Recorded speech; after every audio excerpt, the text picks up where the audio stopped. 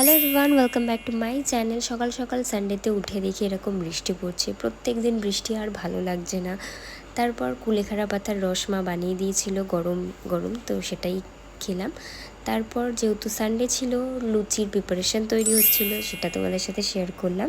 লুচি বেলা থেকে শুরু করে মাই সবটা করে। তারপর গরম গরম লুচি খাওয়া হলো। আর সকাল সকাল আমার প্রত্যেক দিন সকালে গোপাল ভাঁড় নয়তো ঠাকুমার ঝুলি দেখে আমার প্রত্যেক দিন সকালটা শুরু হয়। আর যেহেতু রোববার ছিল তাই মিনি ব্লগ করার সুযোগ পেয়েছিলাম। আর এই যে পুচকে বাচ্চাটা আমার বাড়ির পাশেই থাকে, তো ও লুচি বেলছিল, ওরটা একটু দেখিয়ে দিলাম। আর তারপরে লুচি ঘুগনি আর চা গরম গরম যেটা খেলাম। তারপরে আবার দেখি ওয়েদারটা ভালো ছিল।